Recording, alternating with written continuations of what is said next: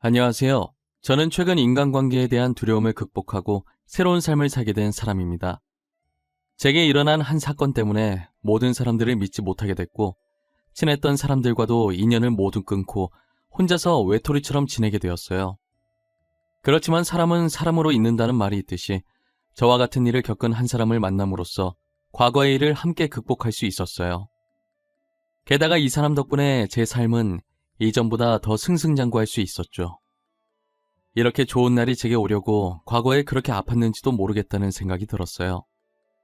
생각만 해도 가슴이 아파오는 이 이야기를 다시 꺼내게 될 줄은 꿈에도 몰랐지만, 저 같은 일이 여러분들께는 절대 생기지 않았으면 하는 마음에 이렇게 글을 몇 자 적어보려고 합니다. 저는 어릴 때부터 자동차나 비행기, 배같이 탈 수 있는 이동수단을 좋아했었어요. 그래서 성인이 되면 비행기 기장이나 선원이 되고 싶었죠. 둘 중에 뭐 할지 고민하다가 그래도 사고 나면 배가 더 안전하지 않을까 싶어서 선원을 선택했어요. 만약 배가 물에 잠기기 시작하더라도 빠르게 구명조끼 입고 수영해서 나오면 될 것 같았거든요. 저는 해양고 해양대를 졸업하고 나서 꿈에 그리던 선원 생활을 시작했어요. 선원들은 한번 배를 타기 시작하면 평균적으로 기본 3개월, 길게는 1년 정도 타고 내려오는데요. 평균이 그렇다는 것이고 짧게는 단기로 1, 2개월 만에 탈 때도 가끔 있습니다. 하지만 저는 돈을 많이 벌고 싶어서 기본 5개월 정도는 타고 오는 것 같아요. 대신 집에 아내가 혼자 있어서 괜히 걱정되는 마음에 1년은 넘긴 적이 없어요. 매번 타는 거지만 탈 때마다 집에 혼자 남아있을 아내가 걱정이 되더라고요. 아내는 그런 저를 보고 정말 주책이라고, 자기도 다 큰 성인인데 알아서 잘한다고, 어린애 아니니까 창피하게 괜한 걱정 좀 하지 말라고 다그치더라고요. 그래도 이렇게 여린 사람을 혼자 두고 가려니 너무 걱정이라고 입을 삐죽거리면 싫지 않은 듯 살짝 웃으면서 가볍게 제 어깨를 툭 하고 치더라고요. 가끔 이런 모습을 저희 어머니께서 보시면 아직도 신혼이라면서 저희 둘 다 꼴값이라고 혀를 차십니다. 저희 어머니 말씀처럼 제가 한번 집을 나가면 몇 개월간 배를 타고 오다 보니 배에 내려서 오랜만에 만나면 여전히 연애하는 기분으로 신혼 분위기를 내고 있어요. 한두 달 뜨겁게 사랑하고 다시 몇 개월간 배에 올라타서 떨어져 지내고, 이런 생활을 계속 반복하는 거죠. 몸은 멀리 떨어져 있지만 그래도 작업 시간을 제외한 나머지 시간엔 틈틈이 아내와 통화를 하곤 해요. 전화하는 시간만 되면 둘이서 얼마나 애틋한지 마치 로미오와 줄리엣 같다고나 할까요? 저번에는 배가 해외까지 나갔어야 하는 일이 있어서 1년 가까이 타고 내려서 2달 정도 쉴 수 있었는데, 처음으로 오랜 기간 동안 떨어져 있어서 그런지 그때는 유독 애틋해지더라고요. 2달 쉬고 나면 바로 또 5개월 정도 배를 타야 해서 그동안 저희 부부는 1시간도 떨어지지 않았어요. 그렇게 2달이라는 시간은 눈 깜짝할 사이에 지나가 버렸고 저는 다시 배에 올라탔습니다. 이번에도 그렇듯 배를 타고 있는 동안 아내와 전화를 안 한 적이 한 번도 없었어요. 힘든 작업을 마치고 씻자마자 잘 준비는 안 하고 아내에게 전화를 걸었어요. 아내는 있었던 일들을 조잘조잘 얘기하는데 저는 그 얘기를 듣는 시간이 제일 행복했어요. 아내 목소리를 듣고 있으면 그날 있었던 피로가 정말 눈 녹듯 사라져버렸죠. 가끔 작업이 많아서 엄청 피곤한 날엔 아내 목소리를 자장가 삼아 들으면서 잘 때도 있어요. 제가 어느 순간부터 아내 말에 대답이 없으면 아내는 잠들었다는 걸 알아차리고 알아서 전화를 끊었어요. 그렇게 5개월의 시간을 보내고 집에 와보니 아내가 밥을 차려놓고 저를 반기더라고요. 아내가 저한테 다가오는데 제가 배에 올라타기 전보다 살이 많이 쪄 있더라고요. 전체적으로 몸을 훑어보는데 제 시선이 아내의 배 쪽에 멈췄어요. 마치 아내의 배가 임신한 사람처럼 살짝 볼록하게 나와 있더라고요. 여보, 나 없는 동안 너무 잘 지낸 거 아니야? 볼살 오른 것 좀 봐. 배도 많이 튀어나온 것 같고. 당신 뱃살 나오는 거 싫어서 조금이라도 살찌면 운동했었잖아. 아, 나 임신했어. 그래서 운동 못해. 아이가 먹성이 얼마나 좋던지 땡기는 거 다 먹다 보니까 이렇게 됐네? 아기 낳고 다이어트 다시 해야지. 임신했다고? 왜 나한테 말 안 했어? 나한테 말했어야지. 가리는 음식은 없었어? 입덧도 없고? 혼자서 얼마나 힘들었어. 우리 애 벌써부터 효자야. 입덧 없었어. 그러니까 이렇게 살이 쪘지. 당신 가고 며칠 뒤에 병원 가서 임신 진단 받았는데 괜히 걱정돼서 일 제대로 못할까봐 말 못했어. 그래도 말했어야지, 미련한 사람아. 착해 빠져가지고 맨날 내 걱정만 하고. 나 당신 애기 낳을 때까지는 배 안 탈 거야. 내가 집안일 다 할 테니까 그동안 하고 싶은 거 하면서 지내. 진짜? 그럼 나 주말에 친구랑 놀다 와도 돼? 간만에 친구 만나서 스트레스 좀 풀고 싶어. 친구도 그동안 애들 키운다고 못 만났었거든. 그래, 놀다 와. 오랜만에 만나는 거라 할 말도 많을 텐데 늦게 와도 돼. 대신 외박은 안 돼. 알겠지? 혼자 집에 있으면 심심하단 말이야. 그렇게 저는 주말에 아내가 친구와 편하게 놀 수 있도록 해줬어요. 아내도 애기 잘못될까봐 집 밖에 안 나갔었는데 간만에 외출이라 신나는지 얼굴에 웃음꽃이 폈더라고요. 혼자 남아서 빈집을 둘러보다 결혼사진을 보는데 나간 지 30분밖에 안 된 아내가 너무 보고 싶더라고요. 저도 제 자신이 이 정도까지 팔불출일 줄은 몰랐어요. 잘 가고 있는지 전화해보고 싶었는데 너무 집착하는 것처럼 보일까봐 전화도 안 했어요. 그러다 얼마 지나지 않아 정말 오랜만에 고등학생 때 친했던 친구한테 전화가 온 거예요. 저는 반가운 마음에 친구 이름이 뜬 화면을 보자마자 전화를 받았어요. 정세야, 이게 얼마만이야? 거의 1년 만에 전화하는 거 아니냐? 잘 지내지? 요즘은 뭐하고 지내? 아직 그 회사 잘 다니고 있고? 나야 뭐 늘 똑같지. 나 이제 그 회사 안 다녀. 다른 회사로 이직했어. 근데 너 지금 배 안 타나 봐? 아, 배 탔다가 며칠 전에 내렸어. 요새 자꾸 장기간 배 타느라 너 보지도 못했네. 우리 집에 한번 놀러와. 너 원래 나 배 안 탈 때 자주 왔었잖아. 편할 때 불러주면 갈게. 그런데 너 여전히 와이프랑 사이 좋나 보다. 배 내리자마자 영화관 데이트 오고. 아주 부러워. 진짜 보기 좋다, 야. 뭔 소리야? 영화관 데이트는 무슨. 나 지금 집인데? 혼자 소파에 앉아서 멍 때리고 있다. 밖에서 나 닮은 사람이라도 봤냐? 집이라고? 나 지금 영화관이거든. 아까 팝콘 사다가 지수씨 봤는데? 너도 같이 온 줄 알았어. 너 있었으면 인사하려고 했는데 혼자 계시길래 괜히 아는 척하면 부담스러우실까봐 인사도 못했어. 아, 지수 영화관에 있어? 안 그래도 오늘 친구 만난다고 나갔었거든. 아마 그 친구랑 보러 갔을 거야. 난 또 뭐라고. 아내가 평소에 영화 보는 걸 엄청 좋아해서 저희 연애할 때도 영화관에 엄청 갔었거든요. 이번에도 늘 그렇듯 친구랑 영화 보려고 영화관에 간 것 같았어요. 또 팝콘이랑 오징어 같은 주전부리 엄청 사서 양쪽 팔에 끼고 다닐 아내가 생각났어요. 제가 이 정도면 먹으러 영화관에 오는 거 아니냐고 아내를 놀렸던 것도 생각이 나더라고요. 집에 오자마자 제 옆에서 오늘 영화 본 거 쪼잘쪼잘 거릴 아내 생각하니까 괜히 웃음이 났어요. 아내 오면 같이 먹을 야식 생각하고 있는데 전화 끊은 지 2시간 만에 다시 친구한테 전화가 왔어요. 야, 너 내가 무슨 말을 하든 충격받지 마.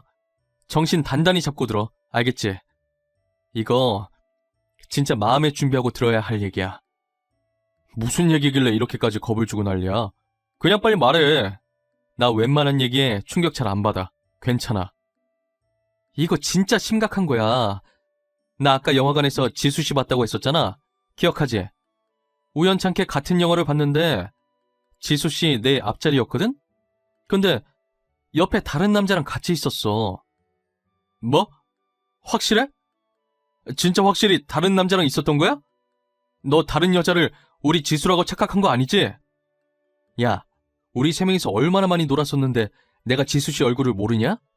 확실히 지수씨 맞아. 내가 나갈 때도 계속 지켜봤거든. 100%야.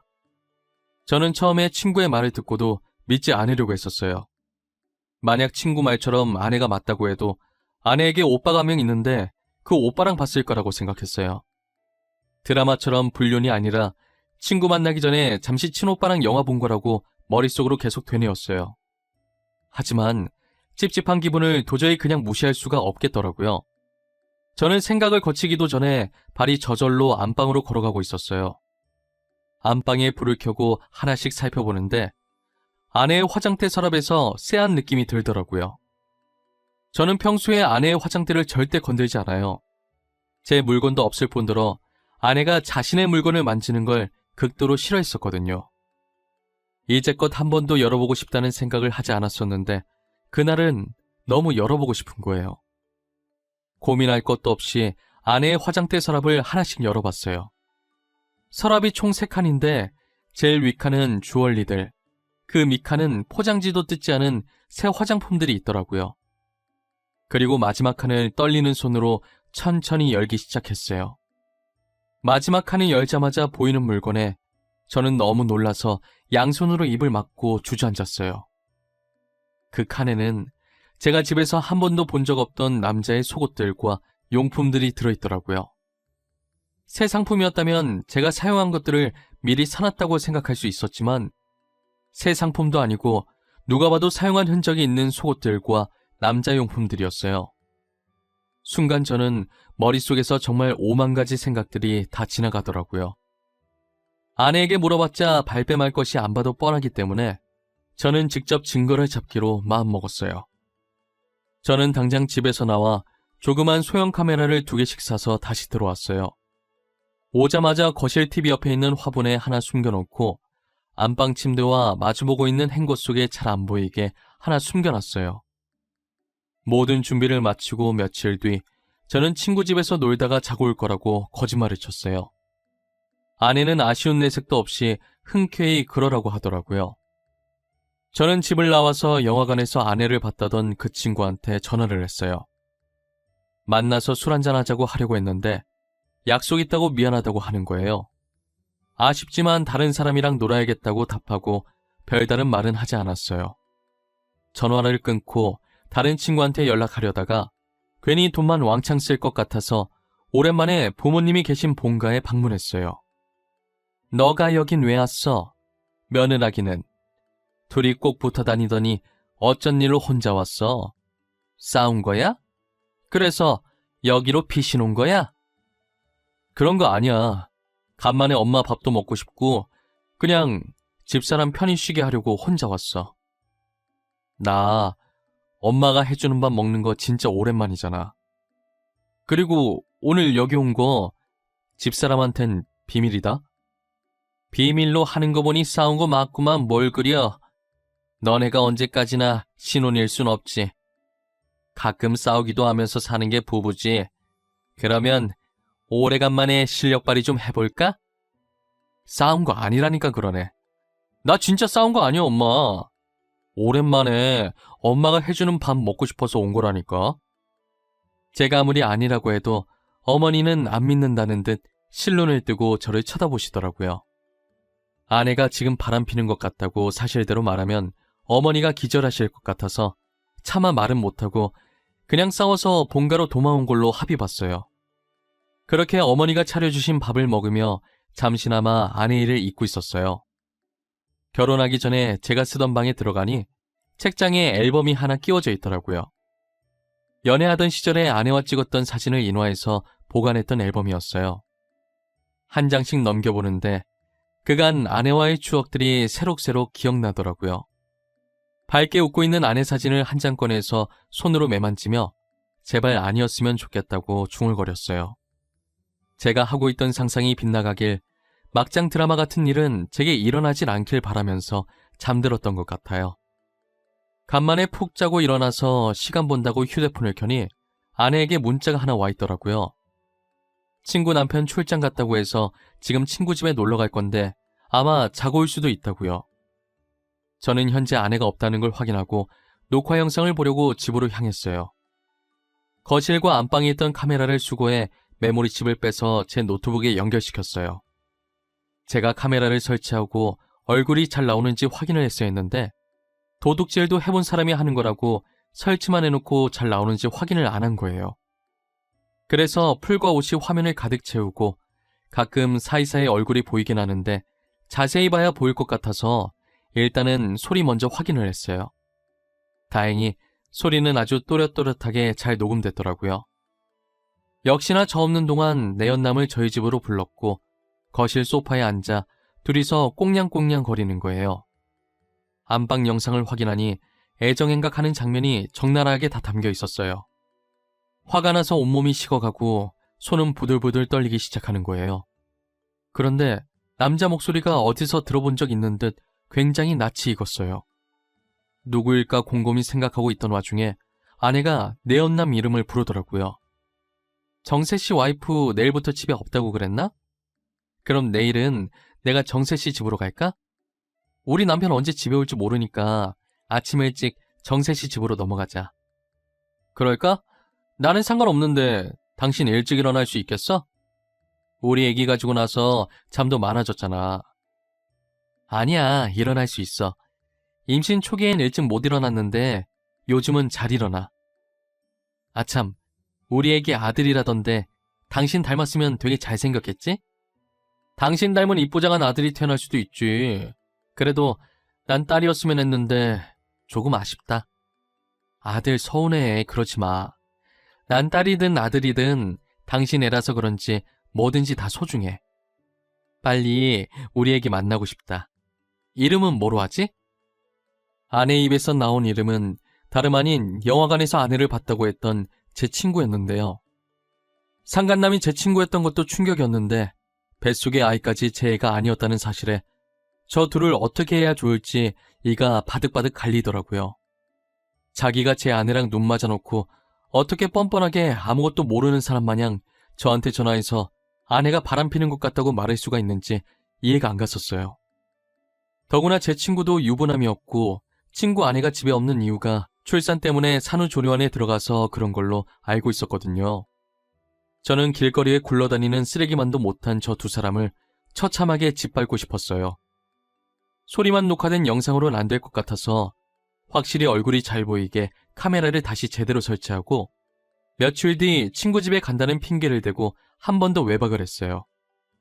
아내는 제 기대를 저버리지 않고 또다시 친구를 저희 집으로 불렀어요. 이번엔 저번과 다르게 얼굴이 선명하게 제대로 잘 녹화가 됐더라고요.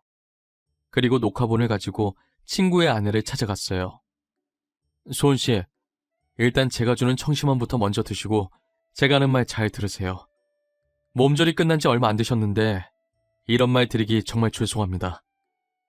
혹시 저희 남편 얘기예요? 얼마나 심각한 얘기길래 청심환까지 먹이고... 어디서부터 어떻게 말해야 할지 모르겠는데 사실 정재랑 제 집사람이 바람을 피고 있는 것 같아요. 역시 그랬군요. 저도 상대가 누군지는 몰라도 남편이 바람 피고 있다는 거 어느 정도 예상은 하고 있었어요. 그래서 그런지 별로 놀랍지도 않네요.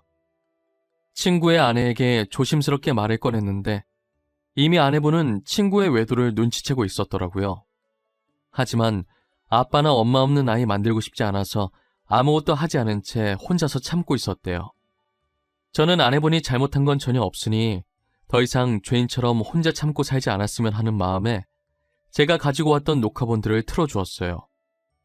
녹화본들을 다 보고선 할 말을 잃으신 건지 입을 틀어막은 채 하염없이 눈물만 흘리시더라고요. 그런 아내분한테 약해지면 안 된다고 마음 단단히 먹고 그들과 맞서자고 했어요. 처음엔 울면서 고개를 절레절레 흔드시더니 몇 분 후 결심하셨는지 저를 쳐다보시는 거예요. 같이 싸우겠다고 물어보니 그렇게 하겠다고 자기가 뭐부터 하면 되냐고 하시더라고요. 저는 아무것도 할 것 없다고 이미 증거는 충분해서 모아둔 자료들 다 넘길 테니 이혼 소송이랑 상간녀 소송할 준비만 하라고 했어요. 저와 친구의 아내는 증거 자료를 챙겨서 이혼 소송과 상간녀 소송을 진행했어요. 집으로 소장이 날라올 때까지 아무것도 모르는 척 평상시처럼 행동했죠. 소장이 날라오던 날 아내의 표정을 아직도 잊을 수가 없어요. 얼굴이 울그락불그락해져서는 우편으로 받은 서류를 제 얼굴에 던지더라고요. 이거 뭐야? 이혼 소송? 내가 왜 당신이랑 이혼을 해? 당신 미쳤어? 내가 당신한테 뭘 잘못했는데? 방귀 낀 놈이 성낸다더니 어쩜 그렇게 뻔뻔한지. 이혼 소송장 날라온 거 보면 사태 파악이 안 되니? 상간녀 소송장도 받아봐야 알아차리려나? 상간녀 소송? 그게 무슨 말이야? 내가 상간녀 소송을 왜 당해? 그거 바람피는 사람들만 당하는 거잖아. 근데 내가 왜 당하냐고. 눈치가 없는 거야, 눈치가 없는 척하는 거야? 네가 바람을 폈으니까 당하겠지. 아마 정세도 이혼 소송장에 상간남 소송장도 받았을 거야. 누가 뵐 누르네. 당신 상간녀 소송장 왔나 보다. 저는 아내에게 여유롭게 웃어주며 우편물을 받으러 나갔어요. 제가 했던 말처럼 상간녀 소송장이 배송 왔더라고요. 받은 서류를 아내 손에 꼭 쥐어주면서 그거 들고 내 집에서 당장 나가라고 했어요. 아내는 서류가 우그러질 때까지 주먹을 쥐고 온몸을 떨면서 저를 째려보더라고요. 나갈 생각도 안 하고 우두커니 서 있길래 손수 제가 직접 아내 짐을 싸기 시작했어요. 그리고 아내 화장대를 가리키면서 제일 마지막 칸에 있는 남자 속옷들도 챙겨줘야 하냐고 물으니 쿵쿵거리며 저한테 다가와서 양손으로 제 멱살을 잡고 소리를 지르더라고요. 저는 제 멱살을 잡고 있는 아내의 손을 떼고 그 손에 짐이 든 가방을 쥐어줬어요. 그리고 바람난 친구에게 전화를 걸어 지금 당장 아내를 데리고 가라고 얘기했죠. 친구에겐 아직 우편물이 도착하지 않았는지 어색하게 웃으면서 그게 무슨 소리냐고 황당해하더라고요. 당장 2년 데리고 가라고. 내 말 못 알아들어? 다시 말해줘? 나 다 알고 있으니까 내 눈앞에 있는 네 내연녀 데리고 가라고. 성환아, 일단 진정해. 진정하고 내 말 좀 들어봐. 우리 그런 사이 아니야. 너가 뭔가 오해를 하고 있는 모양인데. 내가 바본 줄 아나. 너네 나 몰래 만나고 있던 거 다 알아. 증거까지 다 있는데 어디서 오리발이야. 당장 2년 안 데리고 가? 증거? 혹시 그거 우리 집사람도 알아? 아직 집사람은 모르는 거지? 성원아, 집사람한테 말한 거 아니지? 어? 나 집사람 없으면 안 돼. 제발 부탁할게. 말하지 말아줘. 왜? 왜 말하면 안 되는데? 항상 뒤에서 구린 짓 하는 애들이 들키면 꼭 이런다니까. 남의 가정 깨는 건 괜찮고 자기 가정 깨는 건 안 된다? 내가 이렇게 부탁할게. 아니다. 너가 하라는 거 다 할게. 그러니까 우리 집사람한테만 말하지 마. 나 집사람 없으면 죽어. 너네 집엔 아직 소송장 안 갔나 보다. 아마 오늘 안에 도착할 거야.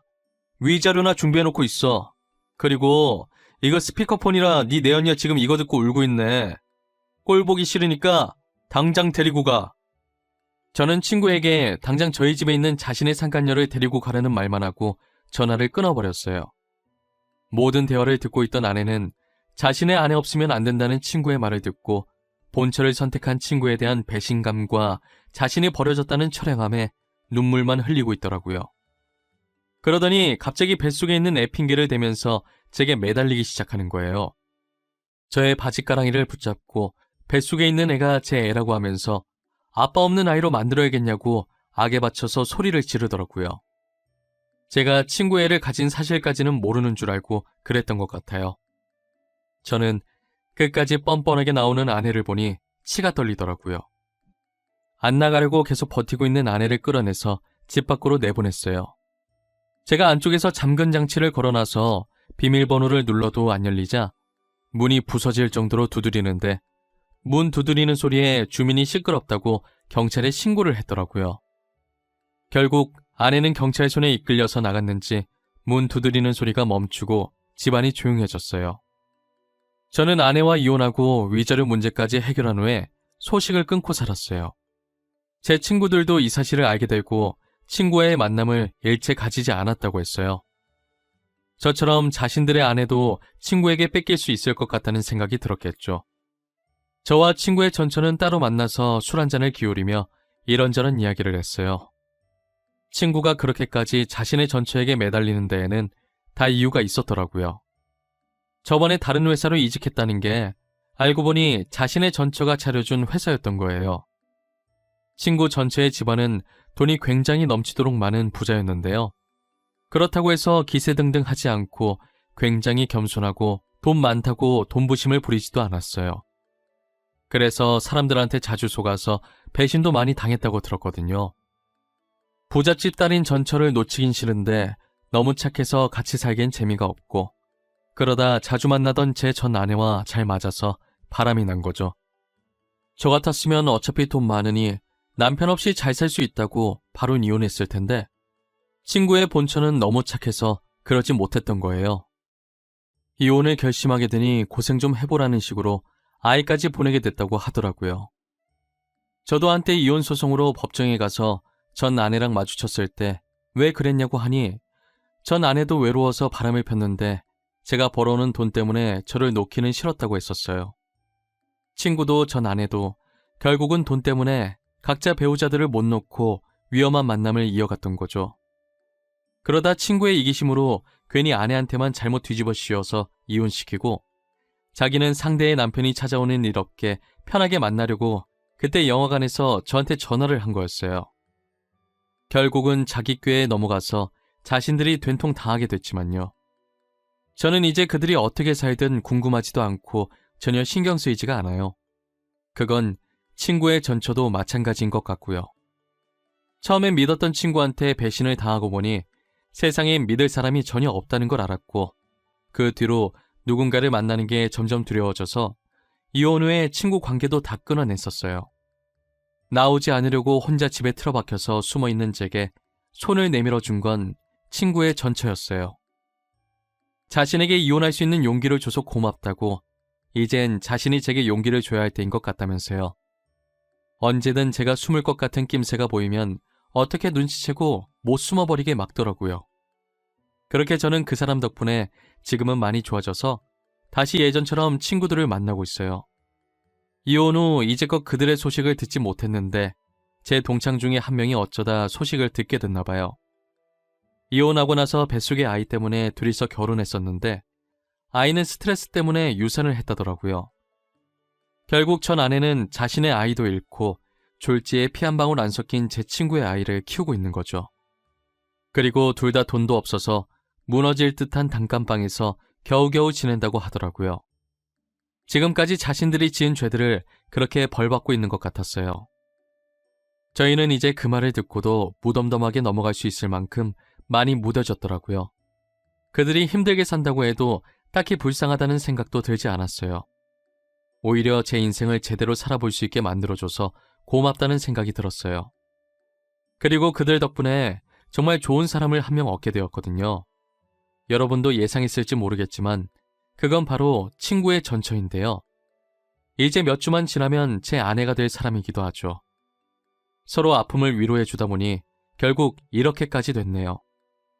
처음엔 저희도 서로에게 호감을 느끼면서 이건 아닌 것 같다는 생각을 했는데, 주변에서 친구와 전 아내처럼 나쁘게 만난 것도 아니고 뭐가 문제냐고 하더라고요.